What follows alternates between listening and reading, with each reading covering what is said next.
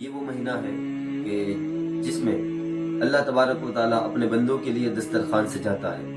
یہ وہ مہینہ ہے کہ جس میں اللہ دسترخوانوں کے اندر کشادگی اور برکتیں اور وسعتیں عطا فرماتا ہے۔ یہاں پر مجھے ایک بات یاد آ رہی ہے رزق کے تعلق سے۔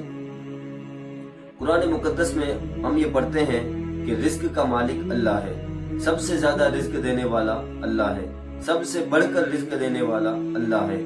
اللہ کے سوا کوئی روزی اور رزق کا مالک نہیں ہے۔ بندے کو کھلاتا ہے تو اللہ کھلاتا ہے، پلاتا ہے تو اللہ پلاتا ہے۔ ایک بندے نے جب یہ بات قرآن مقدس میں پڑھی تو اس نے یہ اعتراض ظاہر کیا کہ یہ کیسی بات ہوئی، بار بار یہ احسان جتایا کیوں جا رہا، بار بار اللہ یہ کیوں ارشاد فرما رہا ہے کہ ہم کھلاتے ہیں، ہم پلاتے ہیں، ہم روزی دیتے ہیں، بار بار احسان جتایا کیوں جا رہا ہے۔ اس بندے نے یوں اعتراض کیا کہ جب تک میں نہ چاہوں مجھے کون کھلا سکتا، میں نہ چاہوں مجھے کون پلا سکتا۔ یہ سوچا اس نے اور وہ صحرا میں چلا گیا۔ صحرا میں جا کر کے وہ بندہ رکا اور ایک درخت کی چھاؤں میں بیٹھ گیا اور اپنے کام میں مشغول ہو گیا۔ ایک دوسرا شخص وہاں پر آیا اور اس نے کہا کہ صاحب آپ کا بہت وقت سے یہاں بیٹھے ہوئے ہیں، آپ کو بھوک لگی ہوگی، یہ لیجئے، یہ 5-7 لڈو ہیں میری طرف سے، آپ کھا لیجئے۔ اس بندے نے تکبرانہ لہجے میں کہا کہ میں نہ چاہوں تو مجھے کھلائے گا کون، میں نہ چاہوں مجھے پلائے گا کون۔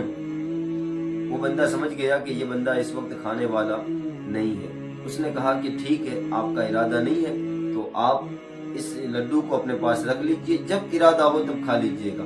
اب اس نے بھی وہ لڈو اپنے پاس رکھ لیے اور من میں یوں سوچا کہ جب میرا ارادہ ہوگا تب میں کھاؤں گا، میرا ارادہ ہوگا تب میں اس کو تناول کروں گا، لیکن میرا ارادہ ہی نہیں ہوگا تو اللہ مجھے کھلائے گا کیسے، اللہ مجھے پلائے گا کیسے۔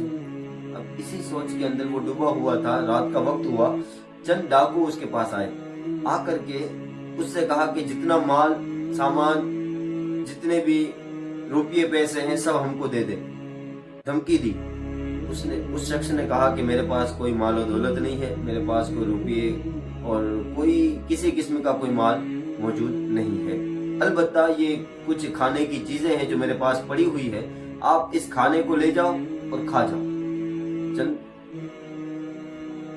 ڈاکوؤں نے جب ان چند لڈوؤں کو دیکھا تو من میں یہ خیال آیا کہ ہو سکتا ہے کہ ان لڈوؤں کے اندر اس نے زہر ملا کر کے رکھا۔